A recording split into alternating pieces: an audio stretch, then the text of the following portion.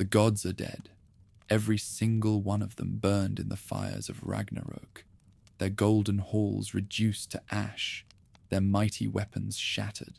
But what if I told you this wasn't the end? You're about to discover the most incredible cycle in all mythology, how the Norse gods were destined to destroy everything, including themselves, only to rise again in a world reborn. From Ymir's murdered body to Odin's final sacrifice, from Loki's ultimate betrayal to Baldr's resurrection, this is the story of death and rebirth on a cosmic scale that makes every other myth seem small. Silence ruled the void with absolute authority, broken only by the distant hiss of eternal ice and the far-off roar of flames that had never known rest. Ginnungagap stretched between these realms like a vast hall waiting for its first feast, empty yet expectant, hollow yet pregnant with infinite possibility. In the north, Niflheim dreamed its dreams of ending. In the south, Muspelheim burned with visions of beginning. Between them lay the stage where gods would soon walk and the first great story would unfold. Yet this void did not reign alone in the cosmic vastness. Far to the north stretched Niflheim, the world of mist, where eternal winter held dominion over realms of ice and shadow. Here flowed the spring Hvergelmir, mother of all cold rivers, whose waters birthed 11 streams that carried forth the essence of primordial frost. The air itself crystallized in this realm, forming layers of rime that built upon themselves through countless eons, creating mountains that groaned with their own immense weight. In Niflheim's heart lay more than mere cold. Here dwelt death itself in its most primal form, a darkness that devoured light and warmth, with the hunger of something that had never known life. The very ground exhaled vapors of destruction, while overhead hung skies the color of old bone, pregnant with storms that would make mortals weep with terror. But far to the south, beyond the reaches of the great abyss, blazed Muspelheim, the realm of fire, where Surtur the Black held court among flames that had burned since before memory began. Here was light without mercy, heat without comfort, a conflagration so intense that it transformed the very air into ribbons of molten gold. Rivers of lava carved channels through mountains of volcanic glass, while geysers of liquid flame painted the sky in shades of crimson and amber.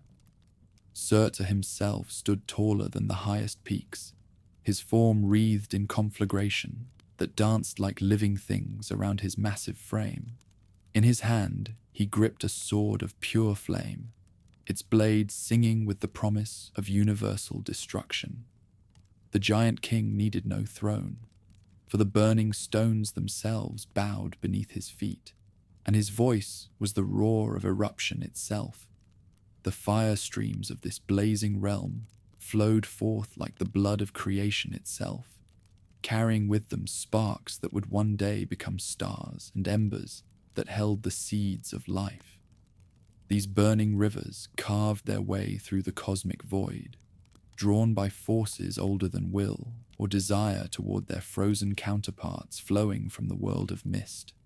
Where flame met ice in the depths of Ginnungagap, the first miracle occurred. Not gentle, not kind, but violent and transformative as all true Genesis must be. From the crash rose vast plumes of steam, climbing into the night like pillars from a hall no mortal could picture. Ice hissed and cracked as conflagration touched it, while flame guttered and died where frost claimed dominion. In this cosmic battleground, where opposing forces struggled for supremacy, the impossible happened.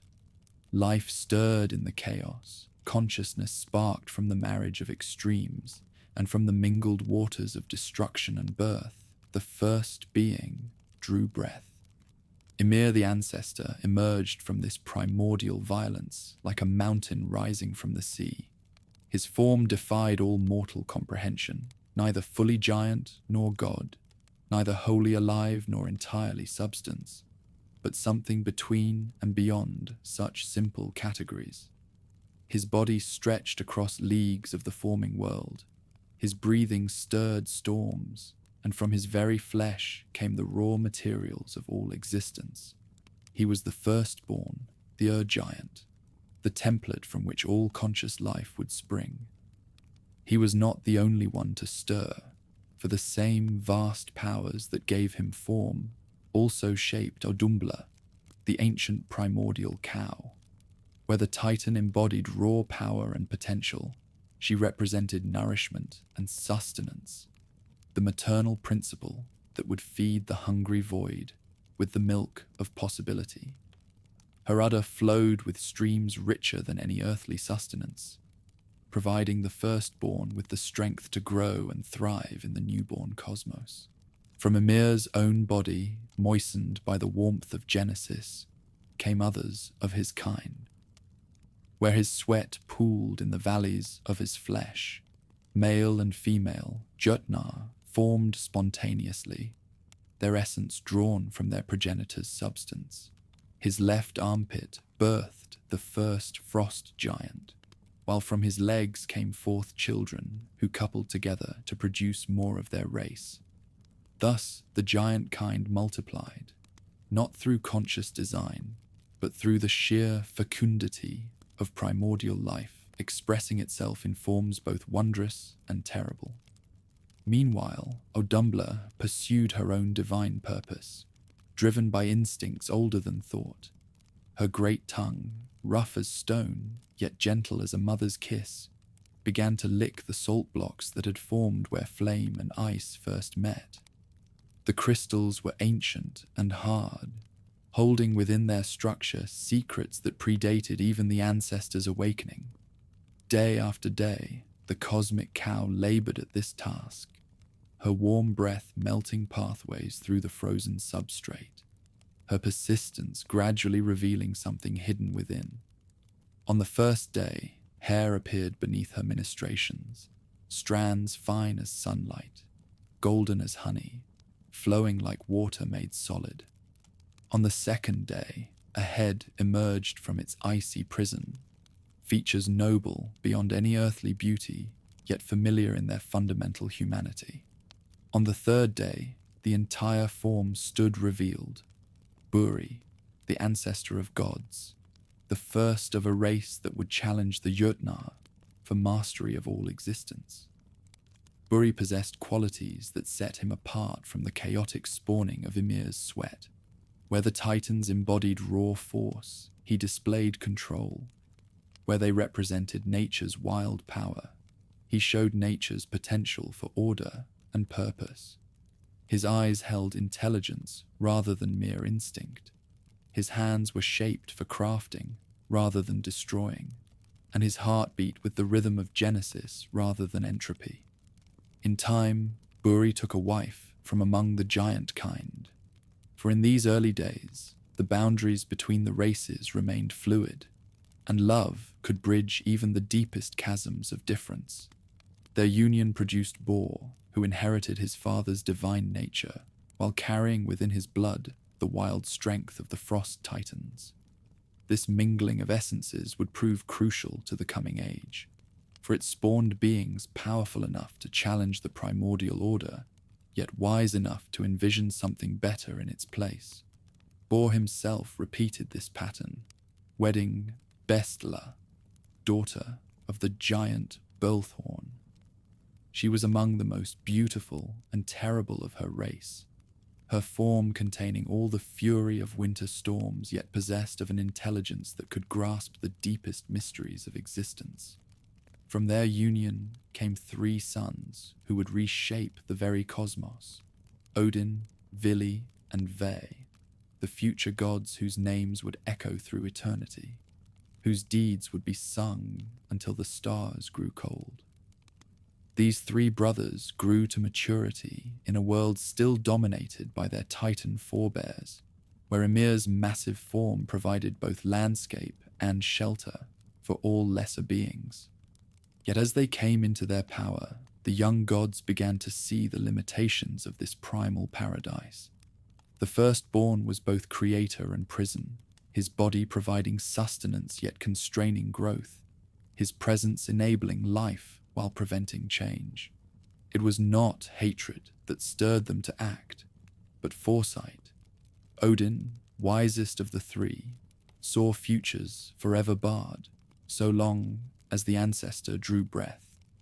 Vili, strongest in arm, felt the potential for mighty deeds constrained by the Titan's overwhelming presence. Ve, most beautiful and persuasive, understood that new songs required new stages upon which to perform them. Together, they conceived a deed that would either elevate them to cosmic significance or destroy them utterly. They would slay their ancestor, and from his death, forge a world worthy of their ambitions. The battle that followed shook the very foundations of existence. The giant's size made him nearly impossible to approach. His strength could shatter mountains with a gesture, and his roar brought avalanches from peaks that had stood unchanged since the dawn of time. Yet the three brothers possessed advantages their opponent lacked: cooperation, intelligence, and the burning need to transcend the limitations of their birth. When the firstborn finally fell, his death scream echoed across all the emerging worlds, a sound of such anguish that it cracked the ice of Niflheim and made the flames of Muspelheim flicker with uncertainty. Blood flowed from his wounds like crimson oceans, drowning all the frost titans save Bergelmir and his wife, who escaped in a hollowed tree trunk to preserve their race for future ages. The deluge of gore washed away the old world, leaving only the three victorious gods and the raw materials from which they would craft something entirely new. The work of transformation began immediately. They took the massive corpse and began the greatest act of craftsmanship ever attempted, reshaping flesh into earth, bone into mountain, blood into sea. Each component of the fallen Titan's body found new purpose in their divine vision. The ancestor's flesh, still warm with fading life, became the soil that would one day nourish growing things. His bones, harder than any stone, they broke and shaped into mountain ranges that would stand as pillars holding up the sky. His blood they poured into the hollows and valleys of their new world, forming seas and lakes, rivers and streams that would forever hold mystery and power. His skull they lifted high above all else, forging the dome of heaven that would arch over their handiwork like a great hall's roof. This celestial vault they set upon 4 pillars and appointed 4 dwarves, Nordri, Sudri, Ostri, and Vestri, to hold it steady for all time. From his brains they fashioned clouds, those wandering children of earth and heaven that would carry rain to thirsty lands. His hair became the trees and grasses, all the growing things that would clothe the earth in beauty. His eyelashes they used to build a great wall around the portion of their work set aside for a special purpose: Midgard, the middle enclosure, the realm they destined for a race not yet born, but already foreseen in their divine vision. From the sparks and glowing embers that flew out of Muspelheim, the brothers crafted stars to illuminate their new heaven. 2 sparks, brighter and more beautiful than all the rest, they fashioned into the sun and moon, eternal wanderers whose dance would measure time itself for all the races yet to come.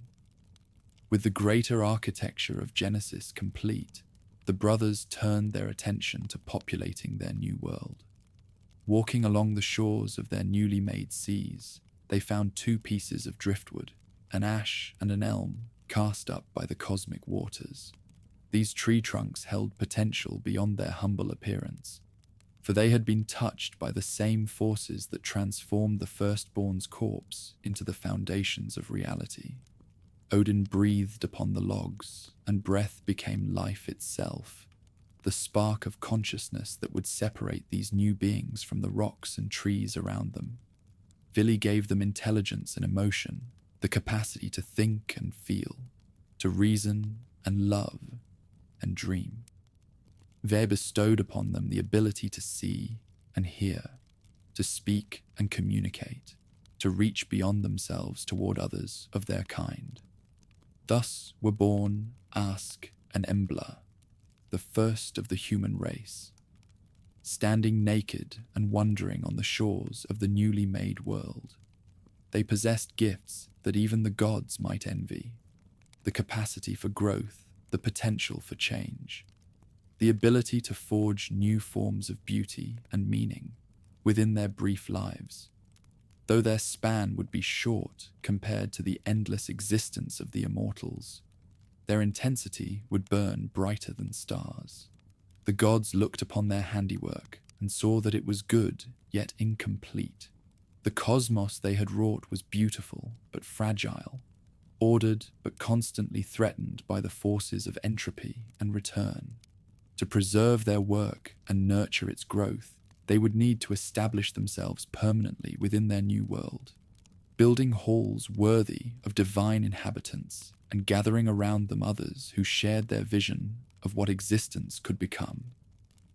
In the growing light of their new-made stars, the three brothers stood at the threshold between what had been and what would be. Behind them lay the void and the violence of primordial forces. Ahead stretched infinite possibilities, challenges that would test their wisdom and strength, adventures that would echo through eternity. The first age was ending, but its conclusion was not a death, but a metamorphosis, the transformation of raw potential into purposeful existence, of chaotic energies into the ordered beauty of a world ready for the greater stories yet to come. The new world stretched before the three godly brothers, like an unwritten song awaiting its first notes, vast and beautiful, yet somehow incomplete. Though they had wrought mountains from bone and seas from blood, those stars now wheeled overhead in patterns of their own design, the cosmos still lacked the architecture that would transform mere space into something worthy of eternal habitation. What they had made was magnificent, but magnificence alone could not house the ambitions stirring in their immortal hearts. Odin, eldest and wisest of the three, gazed upon their handiwork with eyes that could perceive the threads of fate themselves. He saw that their world, for all its beauty, remained vulnerable, a single realm floating in the void, exposed to the chaotic forces that still prowled the outer darkness. The surviving Jötnar nursed their resentment in the cold margins of existence, while powers older than thought stirred in dimensions beyond the reach of celestial sight. If their creation was to endure, it would need both protection and purpose, structure and meaning that could withstand the storms of eternity.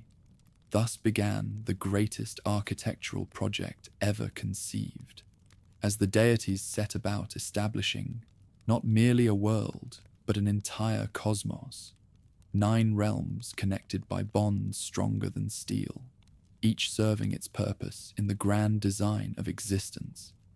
At the center of this universal web, they would plant a tree so mighty that its roots would drink from the wells of wisdom, while its crown brushed the very vault of heaven. First among their works came Asgard, the enclosure of the Æsir, their own celestial stronghold built upon the highest plane of reality. Here they raised halls that put mortal palaces to shame, Gladsheim with its golden roof and silver pillars, Vingolf where the goddesses would hold their councils, and greatest of all, Valhalla, the hall of the slain, where heroes yet unborn would feast and fight until the ending of the world. The walls of this realm gleamed with more than mortal craft, for they were built from dreams made solid, from hopes given form, from the very essence of immortal will translated into imperishable stone. Within these heavenly halls, the gods began to gather others of their kind, the Æsir, children of their lineage and sharers of their vision. Here came Frigg, wisest of women, to become Odin's queen and keeper of the keys to fate itself. Here arrived Thor, mightiest of warriors, whose hammer would guard the borders between order and chaos. Here assembled Baldr the beautiful, Herder the blind, Vidar the silent, and all the shining host that would make Asgard's name echo through the ages. Even as their heavenly stronghold took shape, the immortals understood that isolation among the stars could give rise to foolishness. A cosmos ruled by a single perspective, however wise, would become stagnant and weak. They needed allies, counselors, different ways of seeing that would strengthen rather than threaten their dominion. It was then that their attention turned to Vanaheim, realm of the Vanir, where dwelt deities as ancient as themselves, but different in their nature and concerns. The Vanir had grown from different roots than the Æsir, their authority flowing not from conquest and transformation, but from fertility and abundance, from the endless cycles of growth and harvest that sustained all life. Where the Æsir embodied will and purpose, the Vanir represented wisdom and patience. Where Odin's children sought to impose order through strength, the Vanir achieved harmony through understanding the deeper patterns that moved beneath surface chaos. Njörður ruled among them, lord of wind and wave, master of the wealth that flowed from sea and shore. His children, Freyr and Freyja, embodied the twin aspects of fertility, he governing the fruitfulness of earth and growing things, she presiding over the mysteries of love and desire that drove all life to perpetuate itself. These were forces the Æsir could not safely ignore, energies too fundamental to reality to remain outside their universal order. But when these divine clans first met, it was not friendship that followed, but war. It all started over something that later generations would see as petty, the way they treated a vulva named Gullveig, a seeress from Vanaheim who came to work her magic among the Æsir. Some among Odin's people viewed her magic with suspicion, seeing in her golden wisdom a challenge to their more martial virtues. When words led to violence and violence to attempted execution, the insult could not be borne. 3 times they tried to burn Gullveig in the halls of Asgard, and 3 times she emerged reborn from the flames, more beautiful and terrible than before. Each resurrection proclaimed the futility of trying to destroy wisdom through might, while her survival became a rallying cry for the Vanir, who saw in her persecution an attack upon their very nature. The war that followed shook the foundations of the newly made cosmos. Sacred hosts clashed in battles that made mortal conflicts seem like children's games. While the very elements took sides in the struggle, the Æsir fought with the fury of storm and lightning, the disciplined violence of warriors who had overthrown the primordial order. The Vanir responded with the inexorable strength of natural forces, flood and earthquake, drought and plague, the patient might of things that grew and changed according to laws older than ambition. For years beyond counting, the conflict raged across multiple worlds, with neither side able to claim decisive victory. The Æsir possessed superior organization and martial skill, but the Vanir commanded energies that could not be permanently defeated. Destroy a forest, and it would regrow. Dry up a river, and the rains would restore it. Defeat an army, and the earth itself would birth new defenders. Gradually, wisdom prevailed over pride, as both sides recognized the futility of total war between eternal beings. If they destroyed each other, the cosmos would fall into chaos, leaving the field clear for older and darker influences that cared nothing for the flourishing of life or consciousness. Better to seek terms that honored both traditions, while creating something stronger than either could achieve alone. The peace negotiations took place at the Well of Urd, that sacred spring which lay at the crossing point between all worlds. Here, beneath the spreading branches of the great tree that would soon dominate the universal landscape, representatives of both celestial kindreds met to hammer out terms that would reshape the very nature of godhood itself. What they agreed upon was no simple accord, but a reshaping of the very order of the deathless. Rather than maintaining separate spheres of influence, the two tribes would merge their bloodlines and traditions, creating a new synthesis that combined the best qualities of both. The Vanir would send their greatest among the Æsir as hostages and guarantors of peace, while the Æsir would welcome them not as prisoners, but as honored equals, sharers in the governance of all creation. Thus came Njörður to dwell in Asgard, bringing with him mastery over wind and wave that would prove invaluable in the ages to come. With him came his son, Freyr, whose knowledge of growing things would teach the Æsir the gentler arts of nurturing and cultivation. Most precious of all came Freyja, whose beauty and wisdom would make her the most beloved of all goddesses, while her knowledge of cider magic would add new dimensions to celestial authority. In exchange, the Æsir sent their own worthies to dwell among the Vanir, Hörnir the Silent, whose thoughtful nature complemented their more contemplative traditions, and wise Mimir, keeper of memory and guardian of the deepest wells of knowledge. This exchange of hostages became a bridge between worlds, a living symbol of the unity that could emerge from conflict when wisdom guided the resolution. Even as they forged harmony across the cosmos, the gods saw that order alone could not keep at bay the chaos haunting the world's farthest edges. The Jötnar had not forgotten Ymir's death, and they bred and multiplied in the wild spaces beyond immortal control, nursing grievances that would one day demand satisfaction. To contain this threat, while allowing for the growth and development their cosmos required, the gods established additional territories, each serving specific purposes in the grand design. Midgard they had already prepared for humanity, that realm of endless possibility where mortal ingenuity would create wonders undreamed of by either deities or giants. But mortals alone could not fill all the roles required for a truly complete cosmos.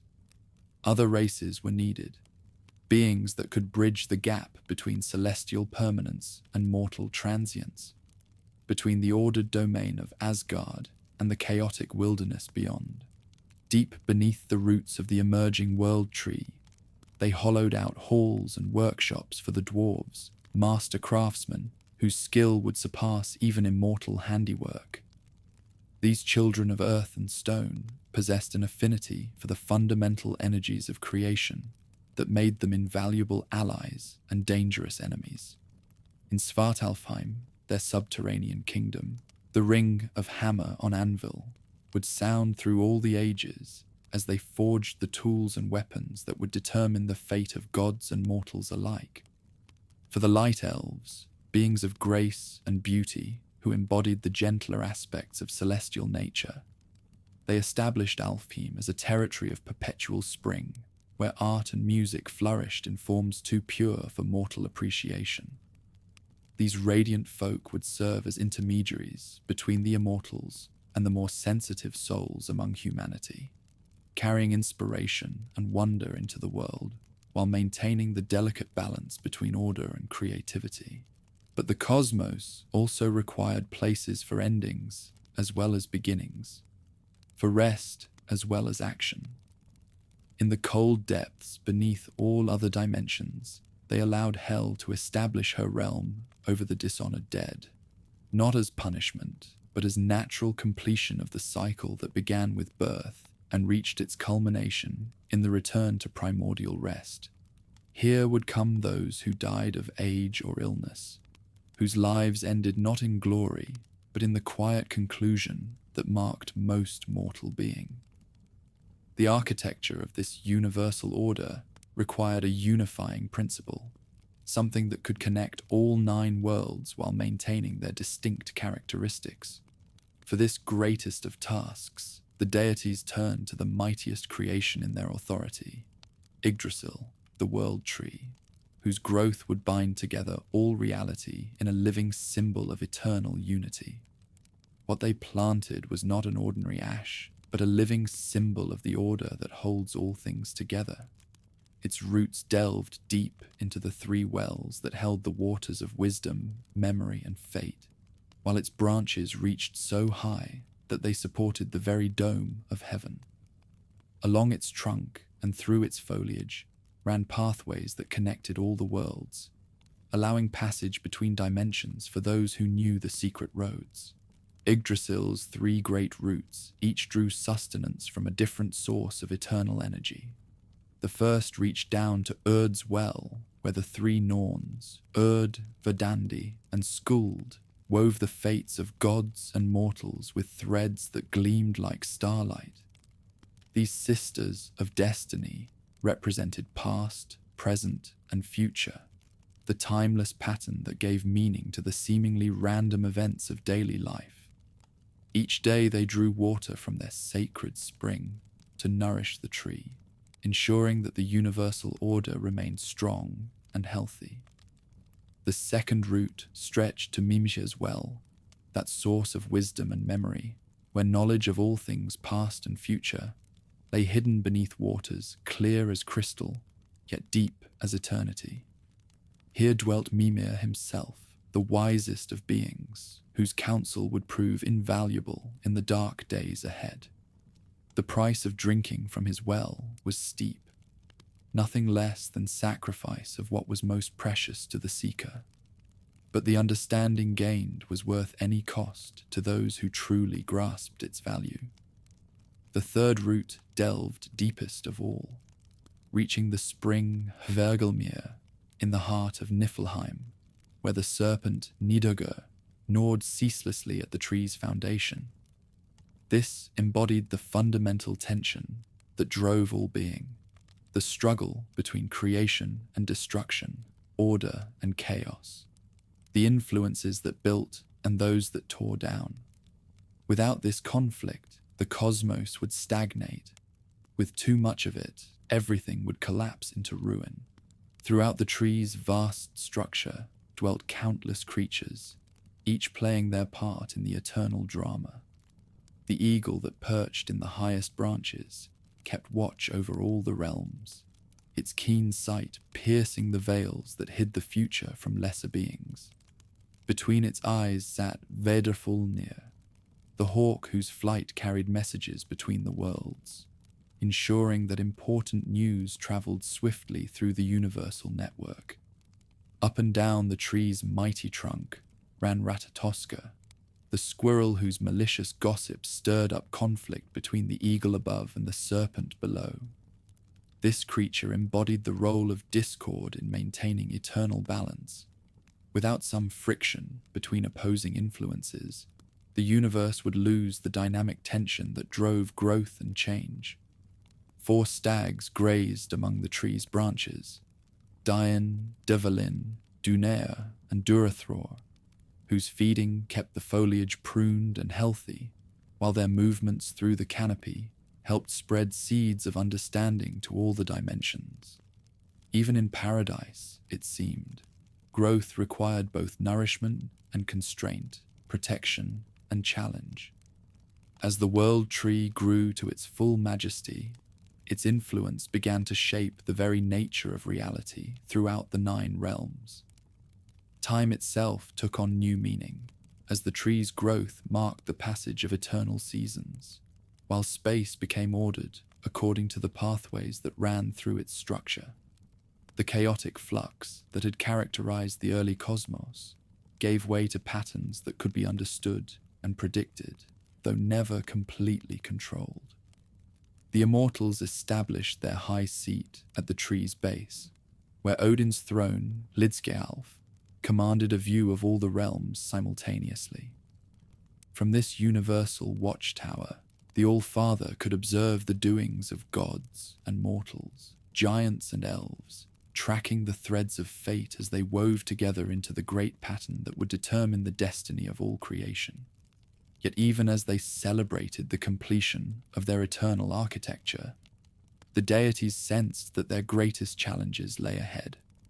The peace with the Vanir had strengthened their position, but it had also awakened ambitions that could not be satisfied through mere construction and organization. Knowledge called to them from the depths of Mimir's well, while the whispers of the Norns spoke of futures that would test their understanding and courage to the uttermost. Their cosmos stood in splendor, yet splendor by itself could not promise its lasting life. In the margins of reality, older influences stirred with renewed interest in the ordered sphere that had grown from Ymir's remains. The giants remembered their fallen ancestor and plotted revenge, while energies even older than the firstborn awakened from slumbers that had lasted since the beginning of time. The age of construction was ending, giving way to an era of trials that would determine whether the celestial order could endure the tests that awaited it. 9 worlds now stood where once only void had yawned, connected by bonds both visible and invisible, populated by races that embodied different aspects of eternal possibility. The stage was set for the great dramas that would unfold in the time to come. Tales of understanding sought and won, of love that transcended death, of betrayal that shattered trust, and of courage that blazed bright even in the face of inevitable doom. The world tree swayed gently in universal winds that carried messages between the territories, its leaves rustling with secrets that would soon be revealed. In its shadow, immortals and mortals, giants and elves would play out their parts in the vast symphony of being, each note contributing to a music that would echo through eternity, long after the last star had burned cold and dark. The golden halls of Asgard rang with laughter and the clash of bronze as the gods came into the fullness of their power. What had begun as a desperate struggle against primordial chaos had transformed into something unprecedented, an ordered realm where wisdom and strength walked hand in hand, where beauty and terror shared the same throne, where immortal beings gathered to shape the destiny of all creation. This was the age of wonders, when the Æsir stood like pillars holding up the sky, each one embodying aspects of existence that mortals could barely comprehend. At the heart of this celestial court stood Odin, the All-Father, whose names were as numerous as his deeds. Men would know him as the High One, the Masked God, the Wanderer, the Raven Friend, and by 100 other titles that barely captured the vastness of his nature. His was not the simple authority of a mortal king, built on armies and gold, but something far more profound, the terrible wisdom that came from understanding the price of all things, the weight of knowledge that could crush lesser minds like eggshells. Upon his shoulders perched Hugin and Munin, thought and memory, 2 ravens black as midnight, whose flight carried them across all the realms each day. At dawn they departed from Asgard's highest tower, and by evening they returned with news of everything that transpired beneath the dome of heaven. Through their eyes, the All-Father watched the struggles of mortals and giants alike, tracking the threads of fate as they wove together into patterns that would determine the future of existence itself. At his feet lay Geri and Freki, wolves whose hunger could never be satisfied by ordinary meat. These beasts of war fed upon the spiritual essence of battle itself, growing stronger with each conflict that raged across the realms. When heroes fell upon distant battlefields, it was these wolves that guided their souls to Valhalla, ensuring that the greatest warriors would join the Einherjar, the chosen slain who would fight at Odin's side when the final darkness came. The All-Father's thirst for wisdom drove him to deeds that other gods considered madness. He had sacrificed his eye at Mimir's well, trading sight for insight, surrendering the ability to see the surface of things in exchange for perceiving the hidden truths that lay beneath. The empty socket served as a constant reminder that all knowledge came at a price, that wisdom was earned through sacrifice rather than simply granted as a gift. Even more terrible was his ordeal upon Yggdrasil itself, when he hung himself from the world tree's branches for 9 days and nights, pierced by his own spear, given as an offering to himself in a ritual that transcended ordinary understanding.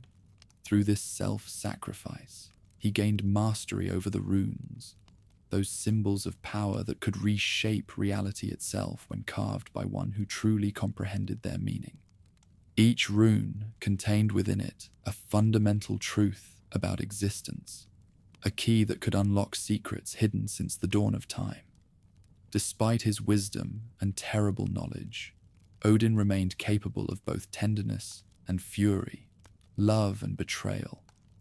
His queen, Frigg, matched him in understanding if not in power, her own sight penetrating the veils that hid the future from lesser beings. She knew the fates of all things, though she rarely spoke of what she saw, preferring to work behind the scenes to protect those she loved from the darker destinies that awaited them. If Odin embodied wisdom and cunning, then Thor represented strength and straightforward courage. The thunder god stood taller than mountains, his red beard crackling with barely contained lightning, his voice the boom of storm clouds gathering for war. Where his father sought victory through strategy and subterfuge, Thor preferred the honest clash of battle, the pure test of strength against strength that left no room for doubt about who deserved to triumph. In his hands, he wielded Mjolnir, the hammer forged by the dwarf brothers Eitri and Brokkr in their contest with Loki's cunning. This weapon surpassed all others ever crafted, its iron head inscribed with runes of power, its handle perfectly balanced despite being shorter than originally intended. When Thor hurled Mjolnir at his enemies, it never missed its mark, and after striking down its target, it returned to his hand like a faithful hound returning to its master. The creation of this mighty weapon had been fraught with peril and trickery. Loki, ever the instigator, had wagered with the sons of Ivaldi that no smiths could surpass their craftsmanship. When the dwarf brothers Eitri and Brokkr accepted the challenge, they began forging treasures that would become legendary throughout the realms. For Odin, they made Gungnir, the spear that never missed its target. For Freyr, they crafted Skidbladnir, the ship that could sail through air as easily as water and could be folded up like cloth when not in use. But it was Mjolnir that proved their masterpiece, despite Loki's interference. The trickster, fearing he would lose the wager, transformed himself into a fly and repeatedly stung Brokkr as he worked the bellows, trying to spoil the forging. Though he succeeded in making the hammer's handle shorter than intended, he could not prevent the brothers from creating a weapon of unparalleled power. The compensation demanded by the dwarfs, Loki's head, led to further complications when the shapeshifter argued that they could take his head but not his neck, and where exactly did one end and the other begin? Thor's role as protector of Midgard had been established early in his career, when giants first began testing the boundaries that separated their chaotic realm from the ordered world of gods and men. Time and again, when frost giants sought to steal the sun or moon, when mountain trolls threatened to crush human settlements, when the forces of entropy pressed against the walls of creation, it was Thor who answered the call to battle. His journeys to Jotunheim became the stuff of legend, tales told around fires throughout the 9 realms. There was the time he disguised himself as a bride to reclaim his stolen hammer, enduring the humiliation of wearing women's clothing and a bridal veil to get close enough to the giant Thrymr to crush his skull. There was his fishing expedition with the giant Hymir, when his hook caught the world serpent itself, and he nearly hauled Jörmungandr from the ocean depths, only to have his companion cut the line in terror. Most famous of all was his contest with Utgarda Loki, the giant king who challenged Thor and his companions to prove their prowess through seemingly simple tests. The thunder god found himself unable to drain a drinking horn that was secretly connected to the ocean itself, failed to lift a cat that was actually the world serpent in disguise, and was wrestled to one knee by an old woman who was revealed to be old age personified. Though he appeared to fail in all these trials, he had actually performed feats that should have been impossible, lowering the ocean's level, lifting the serpent that encircled Midgard, and forcing even time itself to struggle against his strength. These adventures revealed both Thor's greatest strength and his most significant limitation. His courage was absolute, his power nearly unlimited, but his thinking was as straightforward as his hammer blows. Where Odin would have seen through the illusions immediately, Thor pressed forward with honest determination, achieving victory through sheer force of will rather than cunning. This made him beloved by mortals, who saw in him a god who faced challenges the way they themselves would wish to, directly, courageously, without the complex scheming that characterized so many divine conflicts.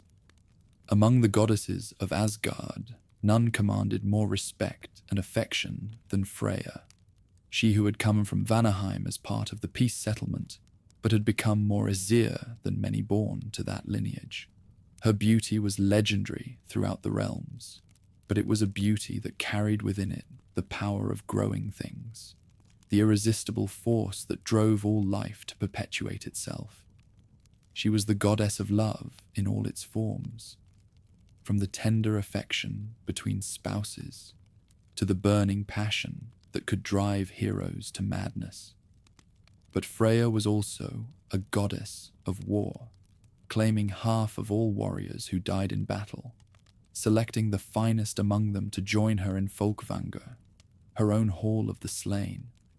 This dual nature, love and war, creation and destruction, made her perhaps the most complex of all the deities, embodying the paradox that life itself was built upon conflict, that growth required struggle, that beauty could only be appreciated in contrast to ugliness.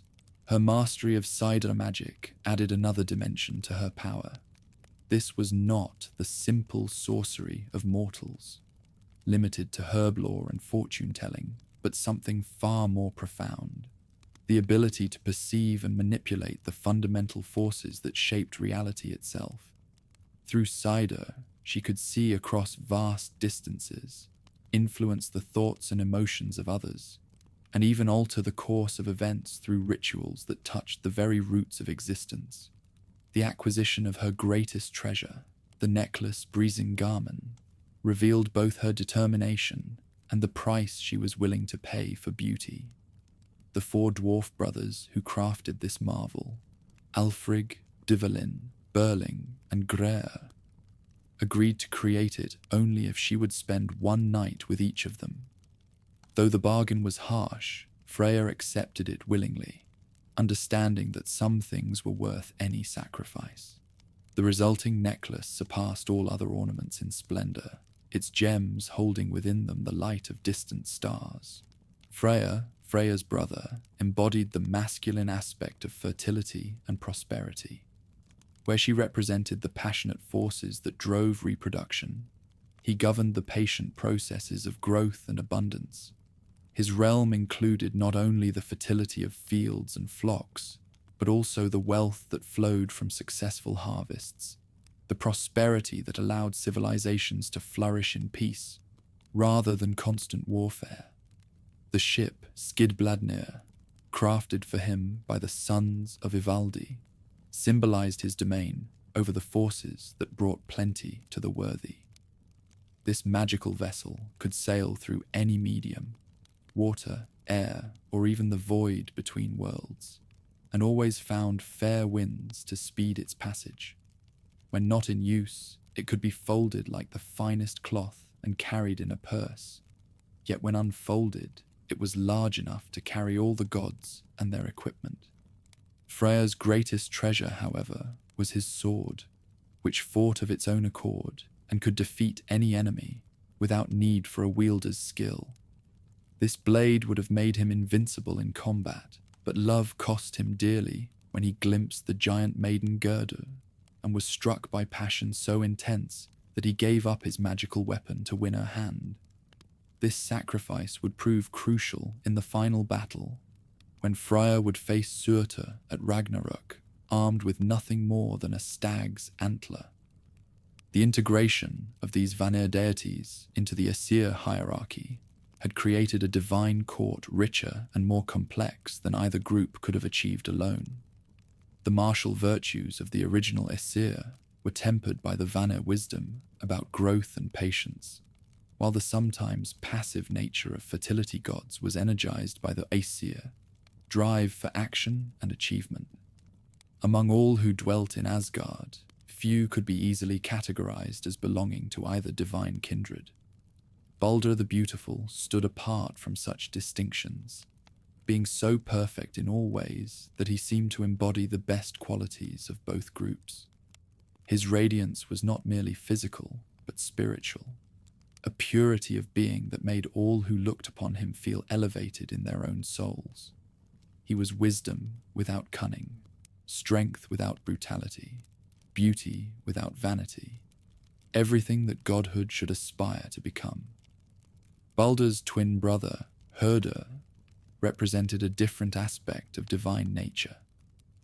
Born blind, he had developed other senses to compensate, becoming perhaps the most sensitive of all the gods to the subtle currents that flowed beneath surface events. Where Baldr shone like the sun, Herder moved like shadow, not dark in any evil sense, but providing the contrast that made light meaningful. Vidar the Silent spoke so rarely that some wondered if he had taken a vow of perpetual quiet. Yet when he did choose to break his silence, his words carried weight that made even Odin listen carefully. His great boot, constructed from all the leather scraps that had ever been discarded, seemed a simple thing, but it was destined to play a crucial role in the final battle when he would use it to hold open Fenrir's jaws while delivering the killing blow. Among the goddesses, Frigg's wisdom was matched by Idun's life-giving power. The keeper of the golden apples that maintained the gods' eternal youth, she represented the renewable aspects of existence, the cycles that allowed even immortal beings to refresh themselves and begin anew. Her orchards in Asgard bore fruit that could restore not only physical vitality but spiritual energy, ensuring that the burdens of eternal existence never became too heavy to bear. Sif, Thor's wife, embodied the beauty of growing things in their natural state. Her golden hair, flowing like ripened wheat, had been cut off by Loki in one of his more spiteful pranks, leading to the creation of new hair even more beautiful than the original, spun from pure gold by the sons of Ivaldi. This episode revealed how even destruction could lead to greater beauty when divine craftsmen turned their skills to restoration. Yet among all these shining figures moved one whose nature defied easy categorization. Loki, blood brother to Odin, yet born of giant stock, ally and enemy in equal measure, creator and destroyer, the necessary discord that prevented divine perfection from becoming divine stagnation. His parentage marked him as forever outside the true community of the gods, yet his sworn brotherhood with the All-Father gave him protection and status that even the mightiest Æsir dared not challenge. Loki's shape-shifting abilities made him invaluable for missions requiring stealth or deception, but they also marked him as fundamentally untrustworthy in the eyes of those who valued stability and predictability. He could become a mare to lure away a stallion, a fly to spy upon secret meetings, a salmon to escape pursuit, or any of a dozen other forms as the situation required. This fluidity of identity made him useful, but also dangerous, for one who could change shape so easily might also change loyalties with equal facility. His gifts to the gods had enriched Asgard immeasurably. Through his schemes and wagers, the divine court had acquired Odin's eight-legged horse, Sleipnir, Thor's hammer, Mjolnir, Freyr's ship, Skidbladnir, and countless other treasures. Yet each gift came with a price, often hidden until the moment of reckoning arrived. The gods had learned to be grateful for Loki's contributions, while remaining wary of the ultimate cost they might entail. As the age of divine glory reached its zenith, with Asgard's halls filled with laughter and song, with the 9 realms ordered according to divine will, with mortals offering worship and giants contained within their proper boundaries, few among the Æsir paused to consider how precarious their position truly was. The cosmos they had built was magnificent, but it rested upon foundations that were not as solid as they appeared. In the margins of existence, older powers waited with the patience of geological ages, while newer threats grew in strength and cunning. The peace they had established was real but fragile, dependent upon the continued cooperation of forces that had their own agendas and ambitions. The Golden Age was nearing its peak, which meant that the only direction left to travel was downward, toward trials that would test not only their strength, but their wisdom, their unity, and their worthiness to rule over the cosmos they had created. The laughter in Asgard's halls would continue for ages yet to come, but already the seeds of future sorrows were beginning to sprout in shadows, where the light of divine glory could not quite reach.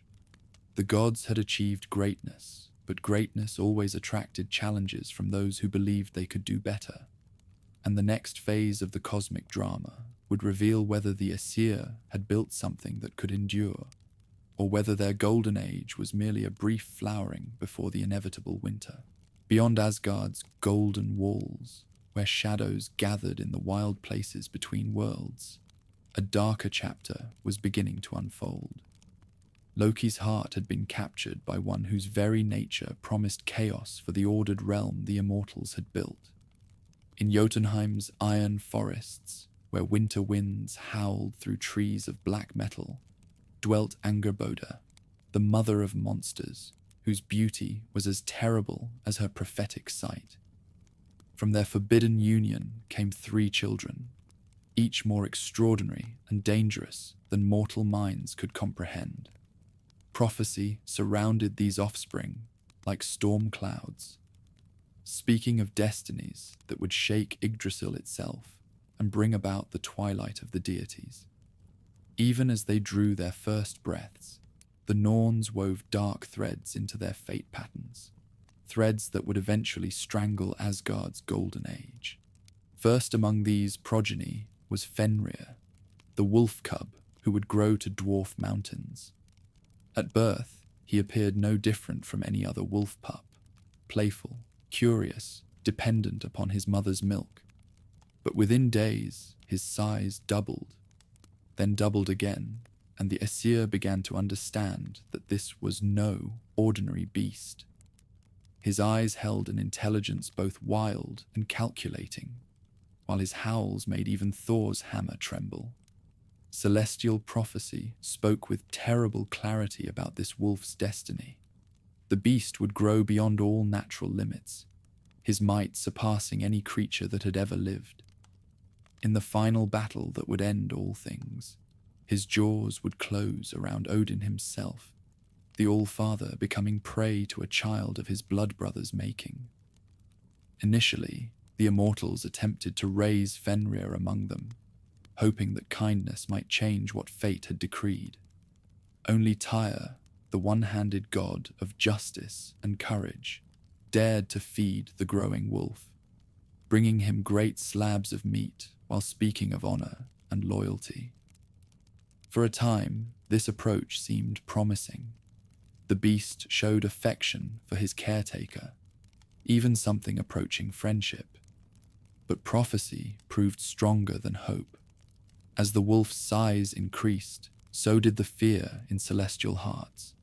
Where once they had seen a creature that might be redeemed through love, they now beheld an instrument of their own destruction. Their mounting terror communicated itself to Fenrir, who began to sense that his supposed friends viewed him as an enemy. From the same cursed union came Jörmungandr, the world's serpent, whose birth sent tremors through all the realms. Unlike his brother, who retained recognizable wolf form despite his enormous size, the serpent embodied something far more alien to divine understanding.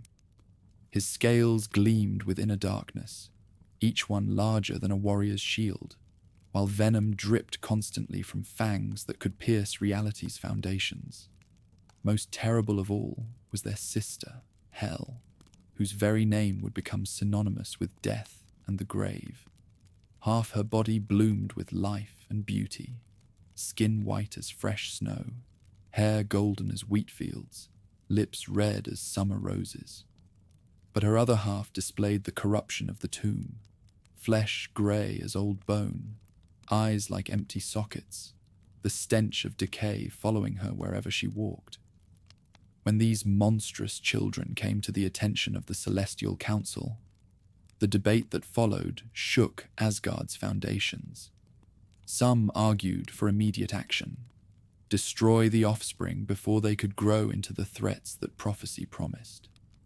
Others counseled patience, suggesting that their own fear might create the very futures they sought to prevent.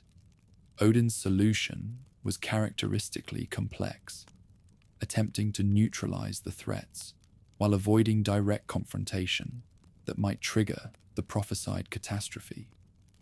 Each child would be dealt with according to their nature and the specific danger they represented, but none would be simply murdered. That would violate the laws of hospitality and kinship that held civilization together. Jörmungandr was cast into the great ocean surrounding Midgard, where his continued growth would be contained by vast waters. There he could feed upon whales and sea monsters without directly threatening the civilized realms. In the cold depths, the world's serpent continued to expand until his coils encircled all of Midgard, his tail meeting his head in an eternal circle of scales and venom.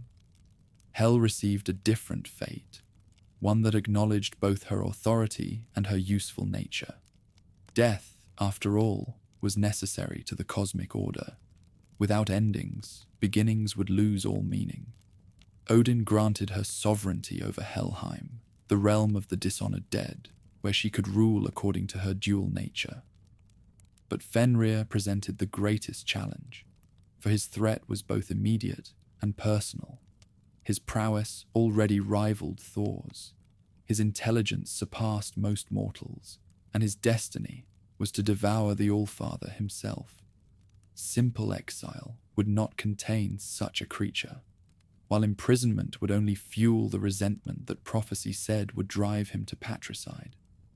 The solution that emerged from Celestial Council was as cunning as it was cruel.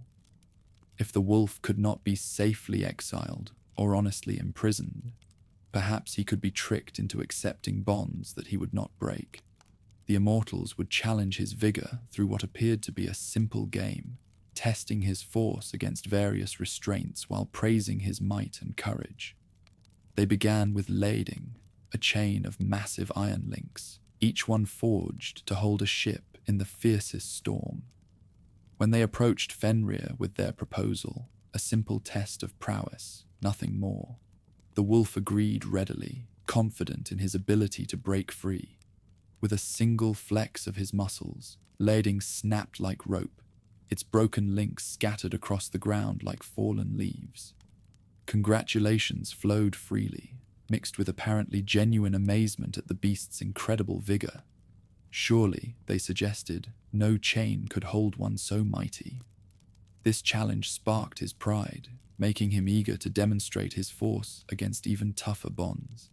The deities produced Dromi, twice as robust as the first chain, its links forged from the hardest iron known to divine smiths. Again, the wolf allowed himself to be bound, and again, his prowess proved superior to their craft. Dromi shattered even more easily than its predecessor, barely seeming to exert himself as he broke free. The immortals' praise grew more elaborate, their amazement more pronounced. But beneath the surface, their fear deepened. Desperate measures required desperate solutions. In secret, Odin dispatched messengers to Svartalfheim, bearing a commission that would test even dwarven skill to its limits. The sons of Ivaldi were to create a fetter unlike any other, one that would hold fast no matter how great the force brought against it. The dwarfs wove their impossible chain from 6 ingredients that existed more in concept than substance. The sound of a cat's footfall, the beard of a woman, the roots of a mountain, the sinews of a bear, the breath of a fish, and the spittle of a bird. Each element was paradoxical, things that could not be, yet somehow were, bound together by arts that transcended ordinary magic. When the work was complete, they had created Gleipnir, a fetter that appeared to be nothing more than a silken ribbon, smooth and soft to the touch. Its true nature was invisible to casual inspection, revealing itself only when tested by forces that sought to break it. The more energy applied against Gleipnir, the tighter it bound, drawing its authority from the very efforts made to escape it. Returning to Fenrir with their new creation, the Æsir faced their greatest challenge yet. The beast's suspicion had grown with each successive binding, his intelligence recognizing patterns that his pride wanted to ignore. When they presented Gleipnir, claiming it was the ultimate test of his legendary prowess, his eyes narrowed with something approaching understanding. "This ribbon seems weak," he growled, his voice carrying undertones that made nearby stones crack. "What glory is there in breaking thread that a child could snap? If this is indeed as robust as you claim, then surely you won't object to providing a pledge of good faith. Let one of you place his hand in my mouth, while I test these bonds." Silence fell over the celestial assembly like a funeral shroud. Here was the moment when their deception would be revealed for what it truly was.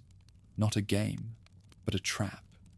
The immortals looked at one another, each hoping that someone else would accept the wolf's reasonable demand, each knowing that whoever did so would pay a terrible price.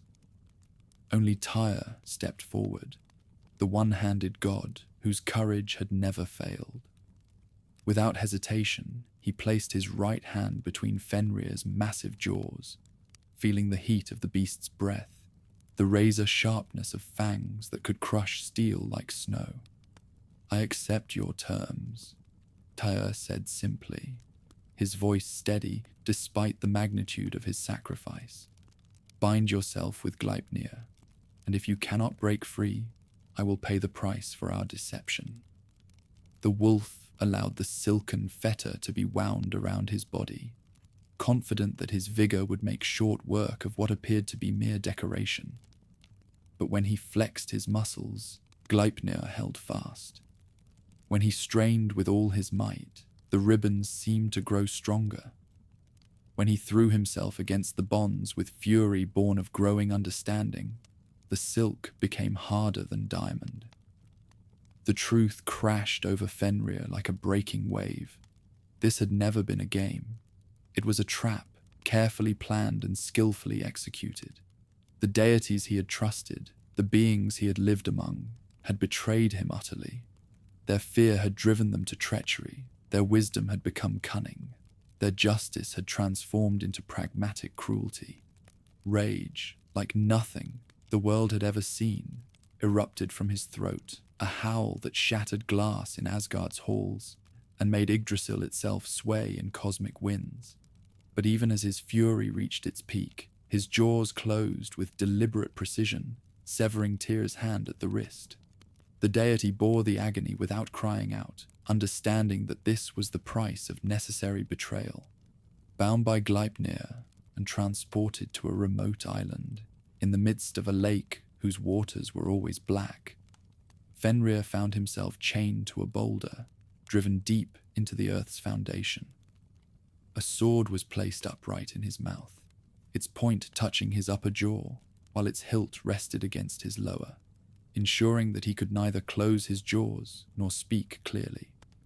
There the beast would remain until the final battle, his vigor slowly building, while his hatred fermented into something that would make his prophesied revenge all the more terrible. Each day that passed added to his fury. Every sunset brought Ragnarök one step closer. With Loki's monstrous children contained but not destroyed, dealt with but not forgiven, the Æsir might have hoped for a return to the golden peace that had characterized their earlier reign. But fate had more trials in store. Sometimes the greatest dangers came not from obvious enemies, but from within the heart of what was most beloved. Baldr the Beautiful, most perfect of all the immortals, began to experience dreams that filled even his pure heart with terror. Night after night, visions of his own death plagued his sleep. Sometimes he saw himself pierced by weapons that gleamed with unnatural malice. Sometimes he felt the cold touch of hell's embrace. Each dream was different in its details, but identical in its central message. The most beloved of the deities was marked for death. When Baldr brought these visions to his mother, Frigg, her celestial sight confirmed what her heart feared. These were not mere nightmares, but true prophecies, glimpses of a future that fate had already woven into the cosmic pattern. Her son, whose radiance brought joy to all who beheld him, was destined to die. Frigg's response was both logical and desperate. If she could not change fate itself, perhaps she could render it impossible to fulfill. She embarked upon the greatest oath-gathering in the history of the realms, traveling to every corner of existence to extract promises that nothing would harm her son. Fire swore never to burn him. Water promised never to drown him. Metal vowed never to cut him. Every creature gave its word. Wolves and bears, eagles and serpents, all bound themselves with sacred oaths never to harm Baldr. Plants and trees joined the chorus of protection, from the mightiest oak to the humblest grass. Diseases and poisons, storms and earthquakes, all the forces of destruction that threatened mortal life, all swore to leave the beautiful deity untouched. When her work was complete, Frigg believed she had accomplished the impossible. She had made her son truly immortal, protected by the willing vows of all existence. To test this new invulnerability, the deities made a game of it, hurling weapons at Baldr and watching them turn aside, shooting arrows that refused to pierce his skin. But in her thoroughness, Frigg had made one small oversight. West of Valhalla grew a young plant, seeming so harmless and insignificant that she had passed it by without seeking its oath.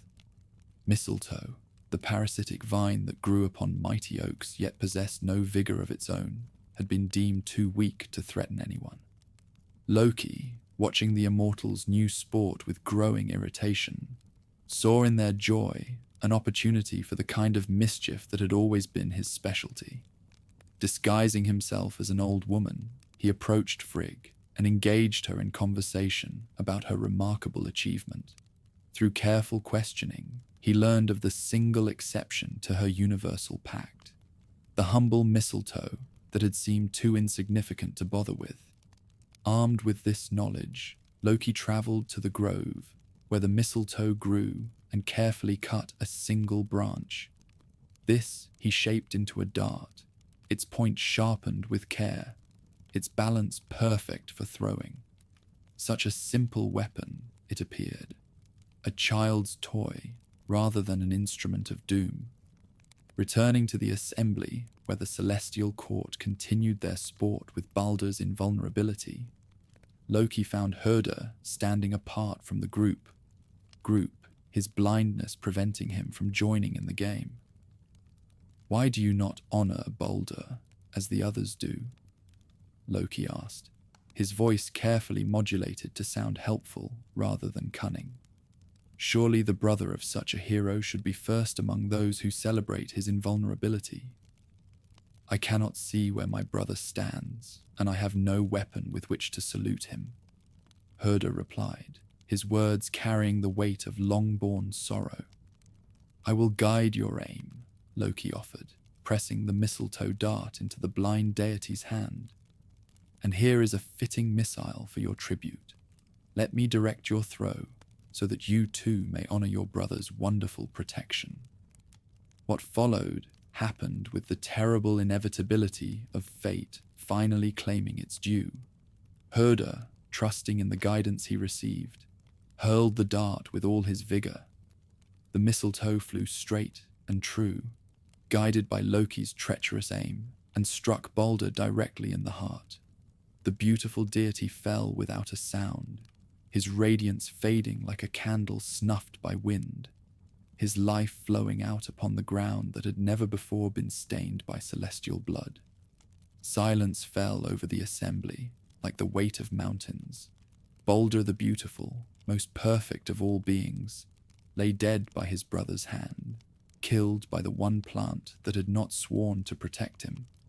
The Golden Age had ended not with conquest or catastrophe, but with the simple act of a blind deity throwing a dart made from a humble vine. Frigg's wail of anguish echoed across all the realms, a sound of such pure sorrow that even the stones wept in sympathy. Her perfect son, her greatest joy, lay dead despite all her precautions. The oath she had gathered, the protection she had woven, all had been undone by a single oversight. 9 days and nights, they prepared Baldr's funeral, gathering treasures and tribute fit for the most beloved of the immortals. His ship, Hringhorni, largest ever built, was dragged to the shore and loaded with everything he would need for his journey to whatever lay beyond. When the time came to light the flames, they found that no one possessed the vigor to launch Hringhorni into the waves. In the end, they were forced to summon Hyrrokin, a giantess of terrible prowess, who rode to the ceremony upon a wolf bridled with serpents. Her push sent the vessel sliding into the sea with such force that the earth shook and sparks flew from the rollers. There, as flames consumed the ship and its precious cargo, Baldr's wife Nanna died of grief, her heart unable to bear the loss of her beloved. As the fire burned and the ship carried its burden toward the horizon, one figure prepared for a journey that would make even immortals tremble. Hermoda the Bold, swiftest of Odin's sons, would ride to Hel's realm itself, there to bargain for the return of Baldr's life. Armed with Sleipnir and carrying the desperate hope of all Asgard, he set forth on a mission that would determine whether death itself could be defeated. The Golden Age was ending, but perhaps, just perhaps, it might yet be redeemed. Hermoda spurred Sleipnir through the gathering darkness, the 8-legged steed's hoofbeats echoing like thunder across the void between worlds.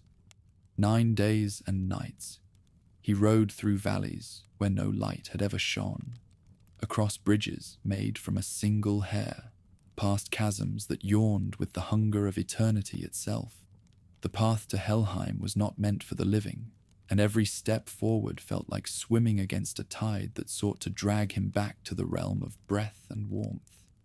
When at last he reached the gates of Hel's domain, guarded by the blood-soaked hound Garm, Sleipnir's supernatural might carried them both over the massive barrier in a single leap.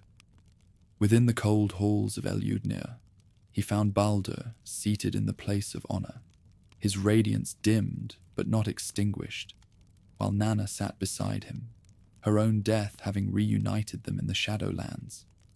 Hel herself received the messenger with the terrible courtesy of one who knew the outcome before the plea was made. Half her face smiled with beauty that rivaled Freya's own, while the other half regarded him with the hollow gaze of the tomb.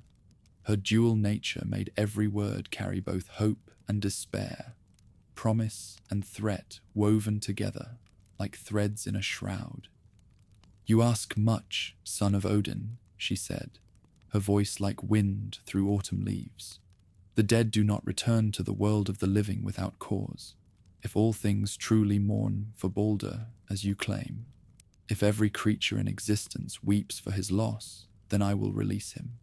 But if even one being refuses to shed tears for the beautiful god, then he remains here until Ragnarök sets all captives free." Hermodr accepted these terms, knowing them to be the best bargain possible with death itself. He carried back to Asgard not only Hel's conditions, but also gifts from the departed. Baldr's ring, Draupnir, for his father, and a linen robe for Frigg, tokens that carried the scent of the grave and the weight of impossible hope. The gods scattered across all 9 realms with desperate purpose, seeking to fulfill Hel's cruel bargain.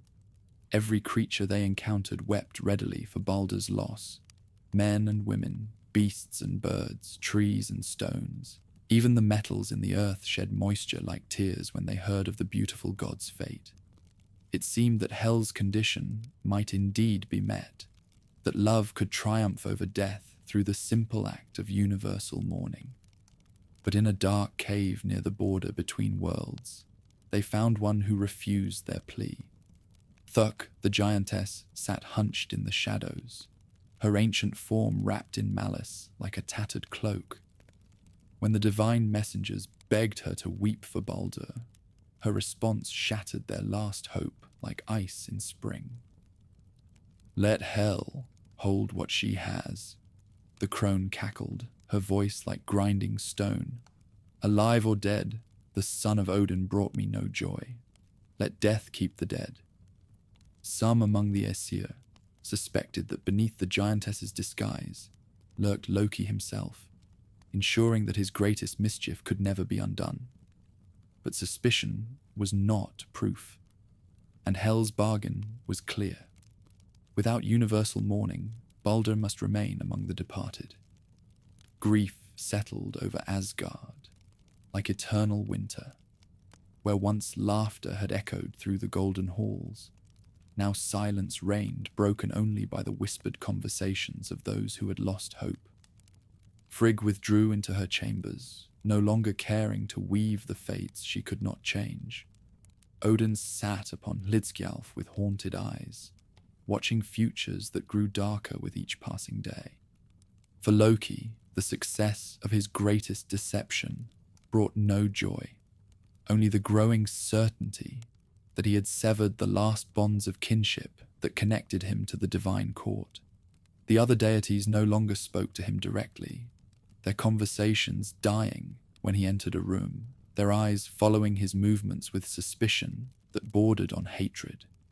He had accomplished something unprecedented. He had made death permanent for one who should have been immortal. Worsening matters, the shapeshifter's nature compelled him toward ever more dangerous mischief. At a feast honoring Ægir, the sea giant, Loki's tongue finally went too far. Drunk on mead and bitter with isolation, he began to recite the secret shames of every deity present. Odin's broken oaths, Frigg's hidden lovers, Thor's moments of cowardice, Freya's willing submission to the dwarf brothers who crafted her necklace. Each revelation struck like a physical blow, stripping away the dignified facades that held divine society together. Truth became a weapon in Loki's hands, destroying reputations built over millennia with casual precision. When the assembled deities finally rose in fury to silence him, The trickster fled, but his words echoed in their ears like poison. Thor's pursuit led to a confrontation that shook the very foundations of reality. The thunder god's hammer sang through the air with killing intent, forcing Loki to flee in the form of a salmon, hiding in the cascading waters of a remote waterfall.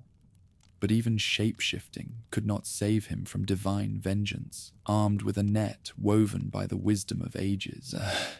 Captured and dragged before the assembled court, Loki faced judgment for crimes that transcended simple mischief. His role in Baldr's death, his destruction of social bonds, his corruption of trust itself, all demanded punishment beyond mere exile or imprisonment. The Æsir decreed a fate that matched the magnitude of his offenses. In a cave deep beneath the earth, they bound him with chains made from the entrails of his own son, Nafi, transformed by divine will into bonds stronger than any metal. Above his face they hung a serpent whose venom dripped continuously, each drop burning like liquid fire. Only Sigyn, his faithful wife, remained to ease his torment, catching the poison in a bowl and emptying it when it grew full. During those moments when she turned away to pour out the venom, the drops fell upon Loki's face, and his writhing sent earthquakes rippling through all the realms. Mountains cracked, seas boiled, and the very foundations of Yggdrasil groaned under the strain. His suffering became a drumbeat, counting down to universal destruction. Each tremor a reminder that the bound god's patience had limits.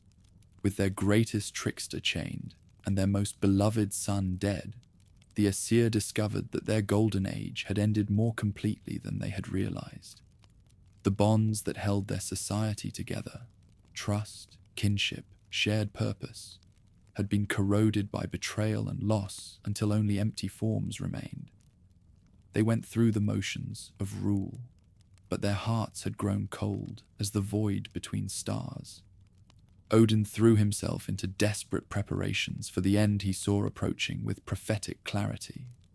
From his high seat, he watched the threads of fate weaving together into patterns of destruction, each strand leading inexorably toward the final battle that would decide whether anything would survive the coming darkness. His ravens brought news that confirmed his worst fears. Chaos was spreading beyond the divine realm into the mortal world below. In Midgard, the carefully maintained balance between order and wildness began to collapse. Brothers turned against brothers. Sons murdered fathers for inheritance, and the sacred bonds of hospitality crumbled under the weight of universal suspicion. The moral foundations that had sustained human civilization for generations rotted away like wood exposed to endless rain. Winter came early that year and refused to leave. Snow fell in the middle of summer. Ice formed on rivers that had never frozen, and the sun grew pale and distant as if reluctant to look upon the ugliness spreading across the world. This was no ordinary cold, but Fimbulwinter itself, the 3-year night that would precede the final battle, when darkness would swallow the world and only the strongest would survive to see what came after. Animals fled their traditional homes, seeking warmth that could no longer be found.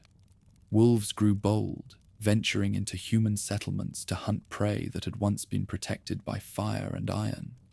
The very air seemed to thicken with malice, carrying whispers that spoke of ancient grievances and promised revenge for every slight, real or imagined. Among the giants of Jotunheim, news of divine discord kindled hopes that had smoldered since Ymir's murder. The children of the firstborn remembered their ancestors' death, the theft of his body to create the ordered world, the contempt with which the Æsir had treated their ancient claims. Now, with the celestial court weakened by internal strife, the time for vengeance seemed at hand. Surtur in his fire realm stirred from eons of patient waiting, his flaming sword brightening as he contemplated the coming conflagration. The Black One had always known that his role was to bring endings, to burn away the old world, so that something new might grow from its ashes. The approach of Ragnarök filled him with purpose that blazed brighter than his eternal flames. From the depths of the world encircling ocean, Jörmungandr began to move with increasing restlessness. The world serpent's immense coils shifted positions, creating tidal waves that swept away coastal settlements and tsunamis that rewrote the maps of continents. His venom, seeping upward through the water, poisoned fish and fouled the very air with toxic clouds that made breathing difficult even far inland. On his remote island, Fenrir tested his bonds with growing fury. Each earthquake from Loki's torment resonated with his own rage, reminding him of the betrayal that had cost Tyr his hand and him his freedom. The wolf's howls carried across vast distances, rallying other children of chaos to prepare for the day when Gleipnir would finally break and vengeance could be claimed. Even in Alfheim, the light elves felt the approaching darkness. Their eternal spring began to show signs of autumn. Their songs grew melancholy, and their perfect features bore expressions of sadness that had never touched them before. Beauty itself seemed diminished, as if the world were slowly forgetting how to create rather than destroy. Heimdall stood vigil at the Rainbow Bridge, his all-seeing eyes scanning the horizons for signs of the final attack. The Guardian of Bifrost needed neither sleep nor rest, his senses so acute that he could hear grass growing in distant meadows and see dangers approaching from beyond the edge of sight. But now those same senses brought him only confirmation of approaching doom, the sound of armies gathering, the glint of weapons being forged, the whispered strategies of those who planned to storm heaven itself. Thor continued his battles against the forces of chaos, his hammer falling like thunder upon the skulls of giants who dared venture too close to Midgard's borders. But for every enemy he struck down, two more seemed to take their place, drawn by the scent of divine weakness like carrion birds to a battlefield. The thunder god's strength remained undiminished, but even infinite might could not be everywhere at once. Vidar the Silent prepared in his own mysterious way, adding layer upon layer of leather to the boot that would one day hold open Fenrir's jaws. Every scrap of hide discarded by mortals found its way to him, building toward the moment when his strange preparation would prove its worth. His continued silence spoke more eloquently than any words of the magnitude of what approached. The dwarfs in their subterranean workshops labored with desperate intensity, forging weapons and armor against the coming conflict. Their hammers rang day and night as they created implements of war to arm the chosen slain, knowing that their craftsmanship might determine whether anything of value survived the universal conflagration. In Valhalla, the Einherjar, heroes who had died in battle and been brought to feast in Odin's hall, trained with increasing ferocity for the final battle they had been recruited to fight. These greatest of mortal warriors spent their days in combat that would destroy ordinary men, their nights in revelry that would kill ordinary souls, all in preparation for a conflict that would decide the fate of existence itself. Ragnarök was no longer a distant threat, but an approaching reality, its harbingers visible to any who had the courage to look. The cosmic tree still stood, but its leaves had begun to yellow. Its mighty trunk showed stress fractures, and the creatures that lived within its branches spoke in hushed tones, of changes they could sense but not understand. Odin's desperate quest for wisdom took on new urgency as the signs multiplied. He consulted every oracle, questioned every spirit, bargained with powers that even he found disturbing, all in search of some secret knowledge that might alter the seemingly inevitable outcome. But fate, it seemed, was not a river that could be dammed or diverted. It was an ocean, vast and remorseless, carrying all things toward their appointed end. The All-Father's 8-legged horse carried him to conferences with beings older than memory, entities that had witnessed the rise and fall of cosmic orders before this one. From them, he learned that destruction was not an ending, but a transformation. That from the ashes of Ragnarök would rise new worlds, new gods, new possibilities. This knowledge brought neither comfort nor despair, only the cold clarity of cosmic perspective. As Fimbulwinter deepened its grip upon the realms, even hope began to freeze. The golden age of the Æsir had become a memory, preserved only in songs that fewer and fewer dared to sing.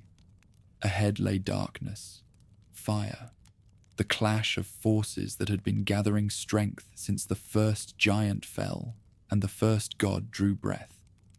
Somewhere in the distance, barely audible above the wind's lament, came the sound of Heimdall's horn beginning its practice calls, each note a reminder that the end was approaching, and that when it came, they would meet it with whatever courage remained in their immortal hearts.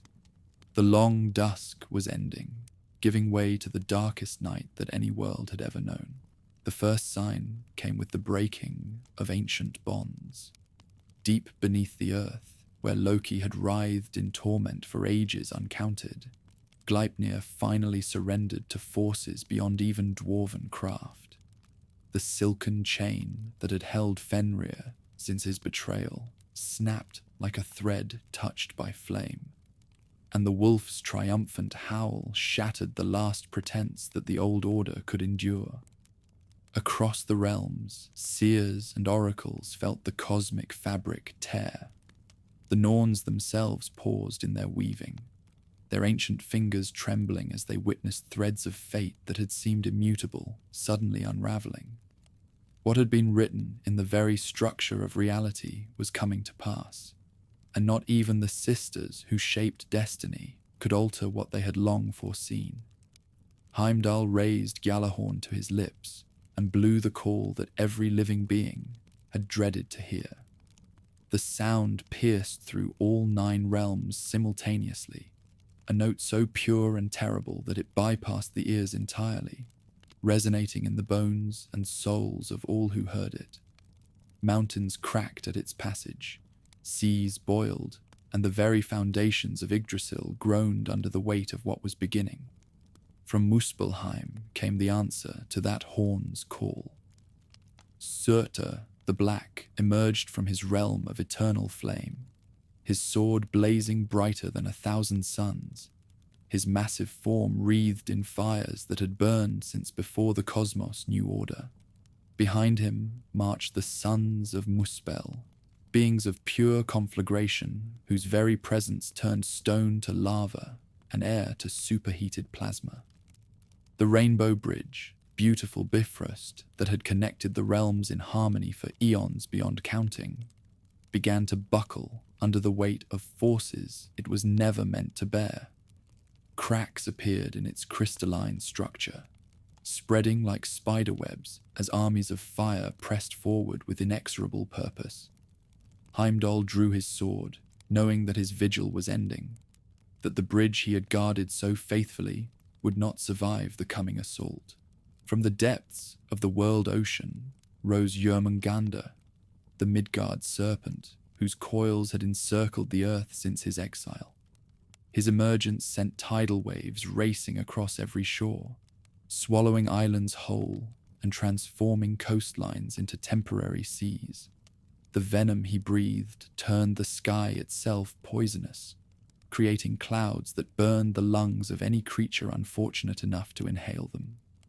Thor, son of Odin, felt his hammer Mjolnir singing with eagerness for this ultimate confrontation. The Thunder God had battled the world serpent before, nearly hauling the beast from the ocean depths during his fishing expedition with the giant Hymir. Now they would meet again, but this time only one would survive the encounter. Fenrir bounded across the frozen landscape with strides that shook continents, his massive form casting shadows that eclipsed entire kingdoms.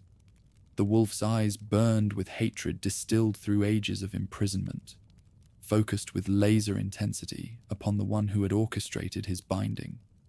Odin All-Father, the Oathbreaker, the betrayer who would now face the consequences of his treachery. Behind the wolf came his kindred, Skjöll and Hati, the pursuers who had chased sun and moon across the sky since time began.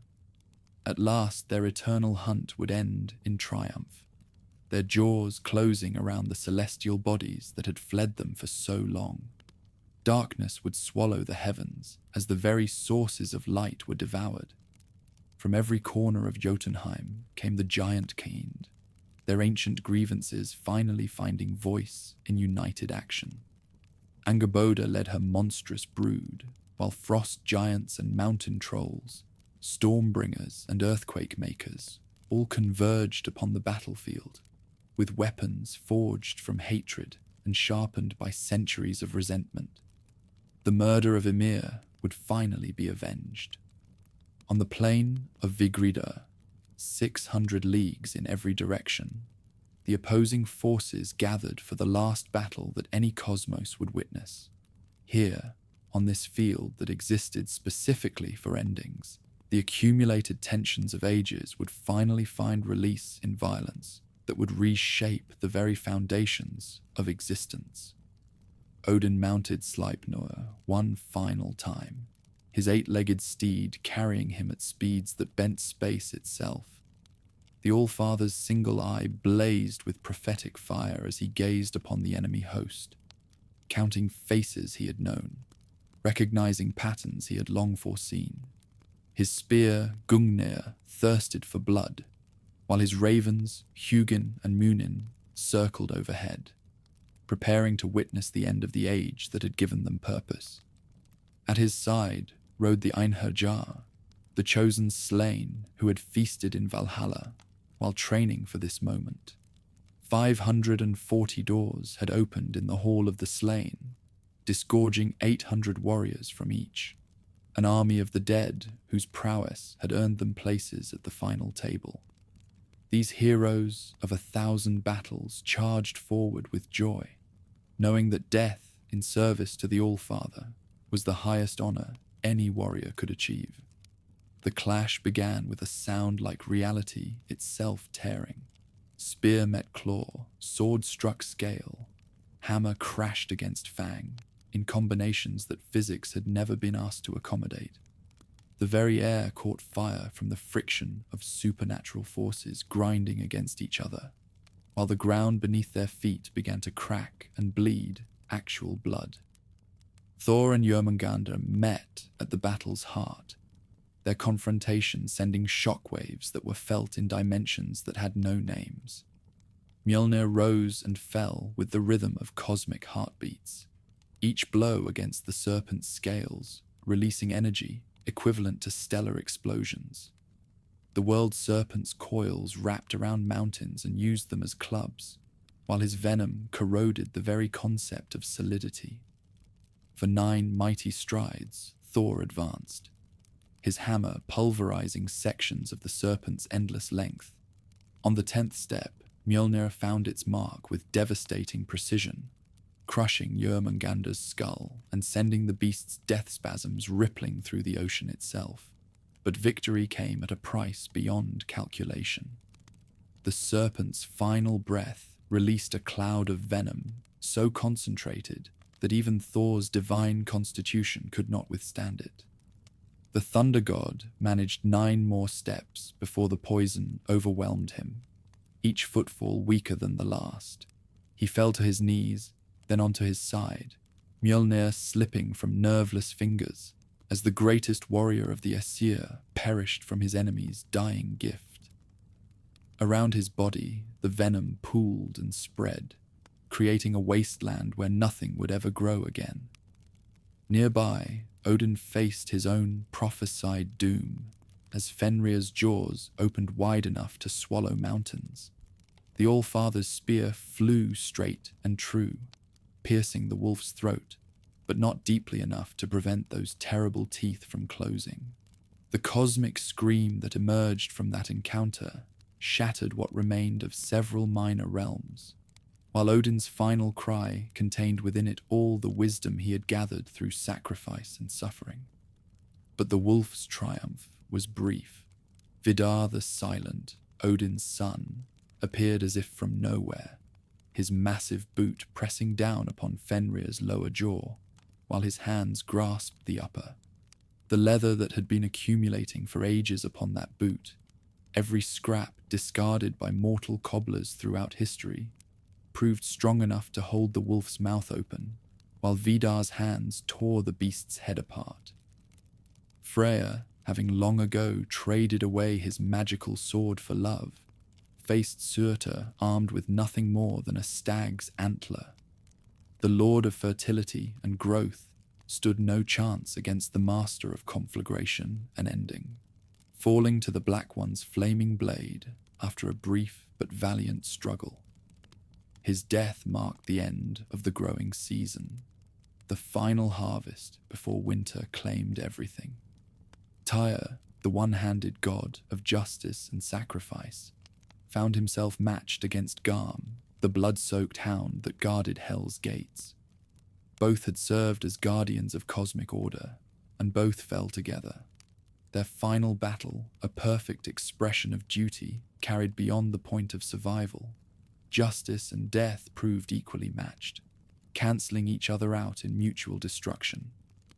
Heimdall, guardian of the Rainbow Bridge, faced Loki in a confrontation that had been building since the first lie was told in Asgard's halls. The Watchman's all-seeing sight met the trickster's shape-shifting cunning in a duel that transcended mere physical combat. They struck each other down simultaneously, truth and deception proving equally mortal when stripped of all pretense. As the individual combats reached their climaxes, Surtur raised his flaming sword above his head and brought it down upon the earth itself.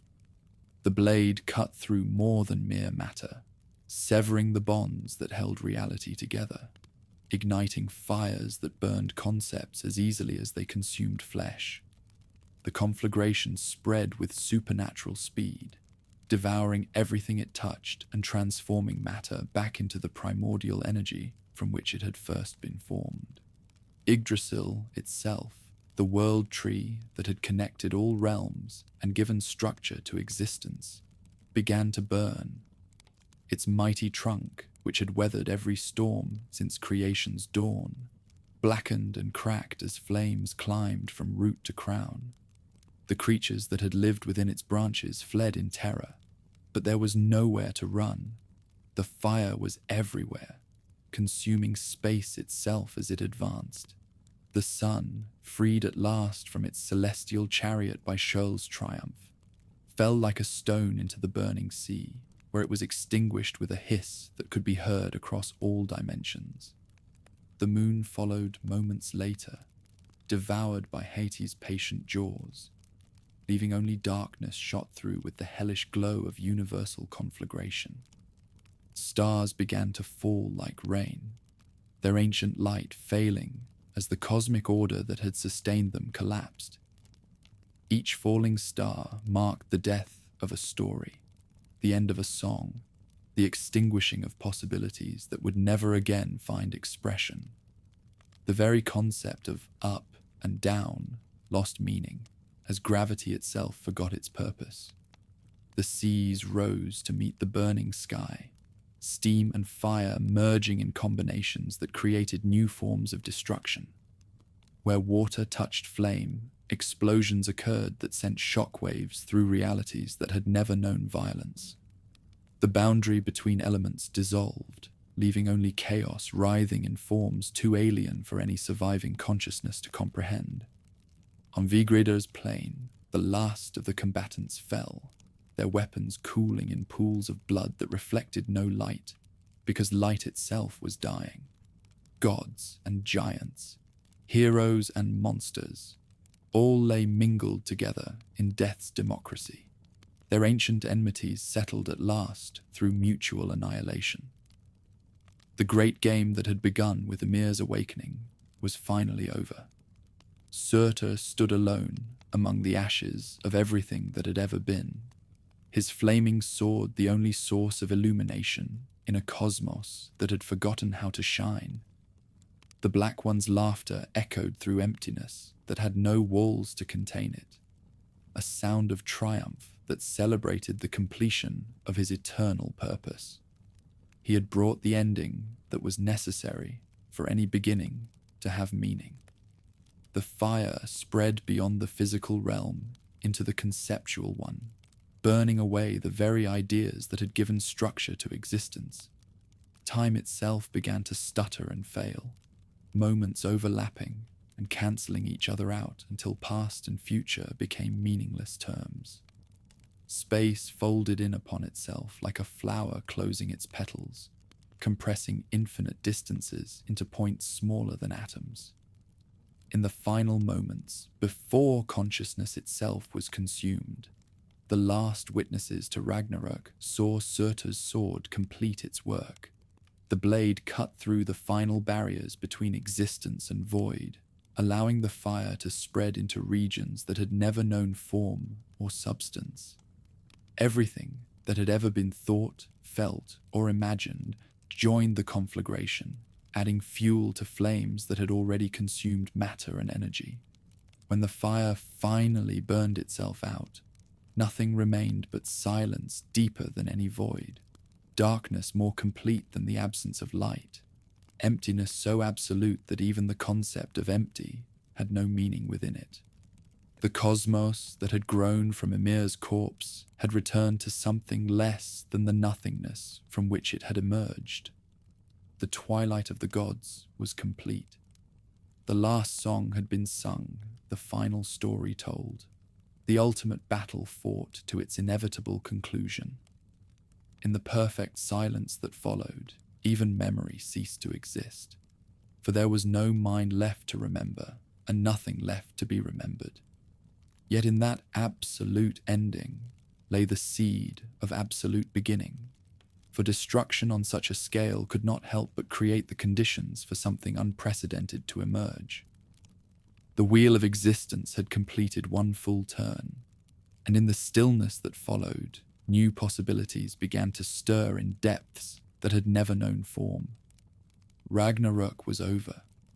What came next would require new words, new songs, new stories to contain wonders that the dying cosmos could never have imagined. When the last echo of Ragnarök's thunder finally faded into silence more complete than death itself, creation held its breath for a moment that lasted eons. Then, in defiance of every law that governed endings, the void began to bloom, not with the desperate growth of things clinging to life, but with the confident emergence of existence that had learned, through destruction, how to be beautiful. Slowly, impossibly, a new earth pushed upward from waters that had never known shores. This was not the same realm that had perished in universal flame, but something fresh and unmarked by the tragedies that had consumed the previous cosmos. Green meadows stretched beneath skies that remembered no wars, while mountains rose whose peaks had never witnessed the clash of gods and giants. The very air seemed to shimmer with innocence, as if creation was learning how to breathe for the first time. The sun's daughter took her mother's place in the heavens, her radiance unmarked by the violence that had claimed her predecessor. This new luminary shone with light that carried no memories of darkness, casting shadows that held no fear of what might lurk within them.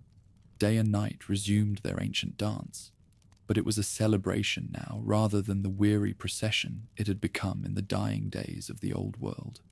Standing waist-deep in the renewal, their forms untouched by the devastation that had claimed so many others, were the survivors, gods whose destinies had carried them beyond the reach of even universal destruction. Vidar emerged from hiding places that existed outside the normal flow of events, his massive boot still stained with Fenrir's blood, his silence now transformed from mysterious choice to awed reverence for what he had witnessed. Beside him came Vali, Odin's son, born for vengeance, who had fulfilled his purpose by slaying Herder, and now found himself granted continuation in this cleansed existence. The rage that had driven him to matricide was gone, burned away in Ragnarok's cleansing flames, leaving behind only the essential core of justice tempered by understanding. From the realm of the dead came the most miraculous return of all, Baldr the Beautiful, his radiance restored and magnified by his passage through death itself. The shining god who had perished through Loki's treachery emerged reborn, his beauty now carrying within it the wisdom that only comes from experiencing endings. Beside him walked Herder, his blindness healed and his guilt washed away by the cosmic absolution that had followed universal destruction. These brothers, whose relationship had been poisoned by deception and tragedy, embraced on the green fields of the new earth with joy that made the very flowers bloom more brightly. Death had separated them, but rebirth had reunited them in a bond stronger than what they had known before. Their reconciliation symbolized the healing that would mark this fresh beginning. In a grove where golden trees bore fruit that had never known the taste of sorrow, two figures emerged from hiding that had protected them through the world's ending. Lef and Yggdrasil, whose names meant life and striving for life, stepped forth to become the new Adam and Eve of this unmarked creation. They had sheltered within Yggdrasil itself during the conflagration, nourished by morning dew and sustained by hope until the danger passed.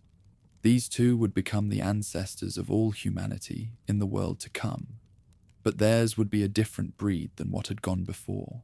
They carried within them the accumulated wisdom of the previous age without its accumulated guilt, the knowledge of what led to destruction without the compulsion to repeat those mistakes. Their children would inherit a world where the possibility of paradise had not yet been forfeited. From the ruins of Gladsheim rose a new hall, more beautiful than any structure that had graced the previous cosmos.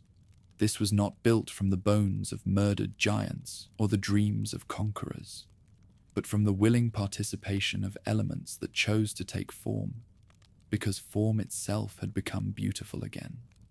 Gold and silver, wood and stone, all contributed to architecture that celebrated existence rather than dominating it. Here the surviving gods gathered to marvel at treasures that had somehow endured the universal burning. The golden gaming pieces that had provided entertainment in Asgard's glory days lay scattered on the grass, like seeds of joy, waiting to sprout into new celebrations. These simple artifacts connected the reborn world to its predecessor, ensuring that not everything valuable had been lost in the great destruction. Thor's sons, Magni and Modi, stood among the survivors with their father's hammer clutched between them. Strength and wrath had inherited not just Mjolnir, but also the responsibility to use power more wisely than their predecessor had managed. The weapon that had once been raised primarily in anger would now serve as a tool of protection and construction, rather than conquest and vengeance. Honir, the thoughtful god who had survived through contemplation rather than action, emerged from hiding with his unique gift intact. His ability to think deeply about consequences before acting had served him well during the chaos of Ragnarök, and now it would help guide this new pantheon away from the mistakes that had doomed their predecessors. The world tree still stood, its roots deeper than destruction, its crown higher than any flame could reach. Yggdrasil had bent beneath the cosmic storm but not broken, its essential nature proving more durable than the worlds it connected. New realms were already beginning to form among its branches, each one a fresh possibility for existence to explore different ways of being. But perhaps most significantly, the new creation existed without some of the forces that had driven the previous cosmos toward destruction. The giants' ancient grudge had been settled through Ragnarok's violence, their need for vengeance finally satisfied. Loki's chaos-bringing nature had burned itself out in the ultimate mischief of ending everything. The accumulated weight of old grievances, broken oaths, and unpaid debts had been cleared away, like ashes swept from a hearth. Without these sources of inevitable conflict, the reborn existence could develop along different lines. Competition would remain, for growth required challenge, but it need not escalate into the kind of eternal enmity that had characterized the relationship between Æsir and giants. Wisdom had been earned through suffering, and perhaps this time it would be heeded. The new gods spoke of their predecessors with reverence rather than the bitter rivalry that had marked earlier generations. Odin's sacrifice for wisdom was remembered as noble rather than obsessive. Thor's battles against chaos were celebrated rather than seen as evidence of divine brutality. And even Loki's role was understood as necessary catalyst rather than simple villainy. In this atmosphere of understanding and forgiveness, new possibilities for divine governance began to emerge. Rather than ruling through strength and fear, the surviving deities explored ways of guiding through example and inspiration. The harsh justice that had characterized the old order gave way to a gentler approach that emphasized healing rather than punishment. Mortals in this renewed world would know gods who had learned from their predecessors' mistakes. No longer would divine caprice threaten the stability of human civilization. No longer would cosmic conflicts spill over into wars that devastated entire peoples. The new pantheon understood that their role was to nurture rather than to demand, to protect rather than to exploit. Yet for all its promise, this fresh beginning carried within it the knowledge of what had come before.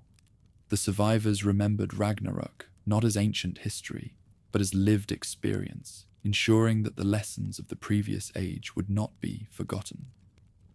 They understood that paradise could be lost, that even gods could fall, that creation itself was fragile and required constant care to maintain. This awareness brought with it a different kind of strength, not the brittle hardness of those who had never faced real defeat, but the resilient flexibility of those who had been broken and healed. The new gods were humbler than their predecessors, more conscious of their limitations, more willing to admit when they did not know the answers to the questions that existence posed. As the sun's daughter traced her path across the unmarked sky, casting light on wonders that had never known shadow, the story that had begun with Ginnungagap's yawning void entered a new chapter. This was not an ending, but a transformation, not a conclusion, but a commencement of possibilities that the previous cosmos had never been able to explore. The great wheel of existence had completed one full revolution, bringing with it understanding that could only be gained through experience of both creation and destruction. From this knowledge would grow new stories, new songs, new ways of being that honored what had been while embracing what could yet become.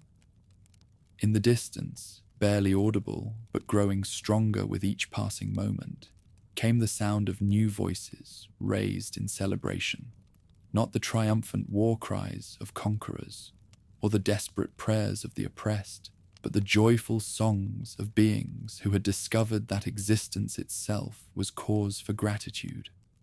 The age of wonder was beginning again, but this time tempered by wisdom and softened by compassion. The cycle continued, as it always had and always would, but each turn brought new possibilities for growth and understanding. What had been lost could be mourned, what had been learned could be treasured, and what was yet to come could be faced with hope rather than fear. The twilight of the gods had ended not in permanent darkness, but in the dawn of something unprecedented, a second chance for creation to fulfill its highest possibilities. Standing together on the green fields of the renewed earth, gods and mortals alike lifted their voices in songs that celebrated not just survival, but transformation, not just continuation, but improvement. They had passed through the fire and emerged purified, ready to write new chapters in the eternal story of existence itself. The ending had become a beginning. The destruction had enabled renewal, and from the ashes of everything that had been arose the foundation of everything that yet might be. This was the gift that Ragnarök had given to creation. Not just the clearing away of what was old and corrupt, but the opportunity to build something better from the wisdom gained through loss. Thus, the great story continued, neither ended nor beginning, but transformed into something that honored both the glory and the tragedy of what had come before, while reaching toward possibilities that remained unwritten in the book of fate. The gods had learned that even they could change, and in that learning lay the seed of hope for all who would follow in their footsteps.